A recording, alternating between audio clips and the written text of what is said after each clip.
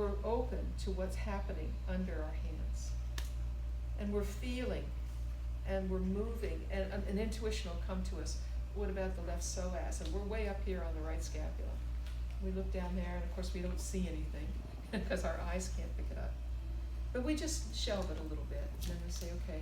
And then the person says, I'm feeling that right down here, and there's the left psoas.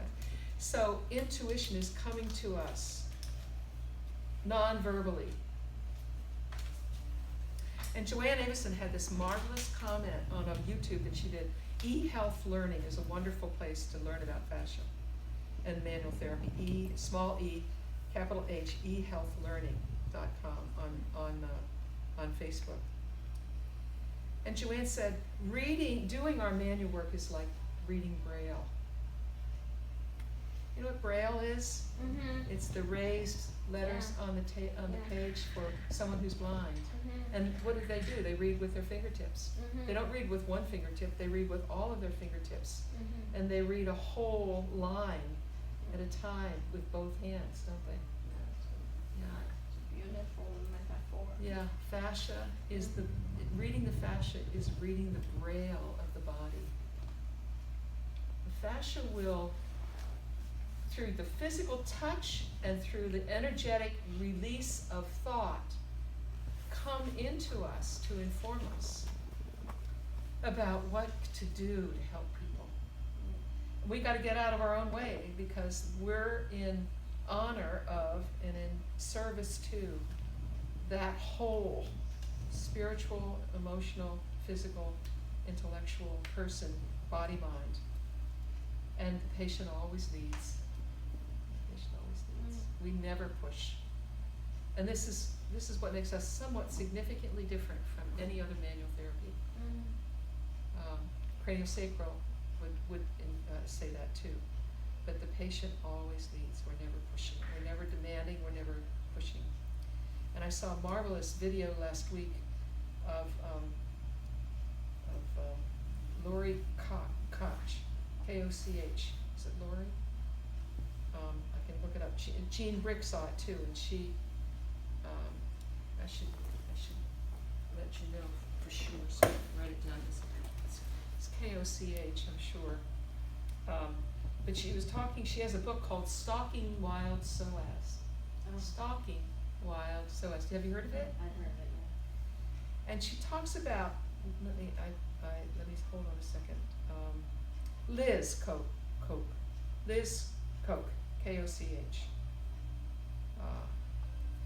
Liz Koch basically is a manual therapist who works with people in the psoas area. She does a lot of water therapy and so forth. But basically she says the psoas is, yes, it's a muscle, but it's not like other muscles. It's like the tongue.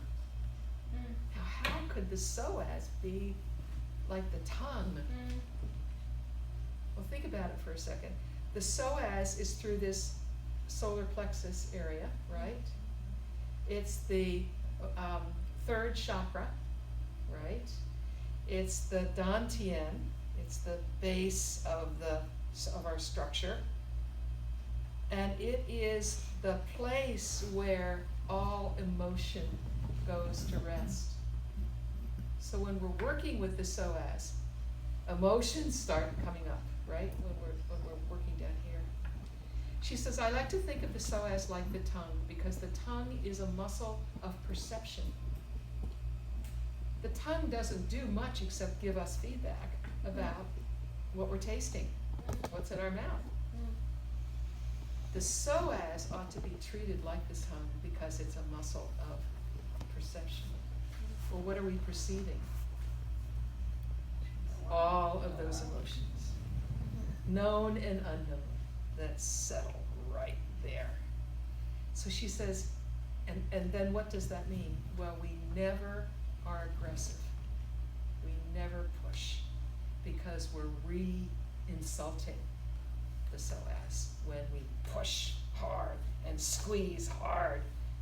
We gently lead. And I haven't read her book, but stalking to me would be watch and see. She had somebody in the water. She had floaties under their knees, and she was working with the head and neck, and the person was out like this in a kind of a reflex, inhibiting posture, or a startle reflex. She was just floating them around, and watching what was happening with the psoas. And of course, this is the center of all the motion in the water. And after a while, she just floated her around and let the water hold her, and then all of a sudden, she started to come up. She says now she's going into the sea. And when you go into the sea, what you're doing is you're doing into self-protection. And that's, how many times has that happened when people are unwinding with us? They go into the sea, and then we hold them. We let them get the emotion out. And I was working with a patient last week, and this week, Thursday, and Saturday, and she started, and that psoas was just doing this, up and down, up and down. It's our patient. And so I just went and helped. I just rebounded in here. And what Liz Koch says is, you don't need massive movements. You need micro movements to allow the energy to come up. They don't have to say anything. All they have to do is express it and get it out of here, because it's so stuck out there. So Liz Koch, who knows, Koch. Koch brothers is how they, the Maleficent oligarchs. Koch brothers. She pronounces it the same way, Koch. And I had a patient once by the name of Koch, but I've heard it Koch as well. Anyway, it doesn't matter. Those are some interesting books that you might want to read. You see, what Barnes does for me is he sets me off on a journey to figure out why, now that we've accessed this wonderful tissue, how is it that we can use what we know about the science of it to enhance how we approach the work?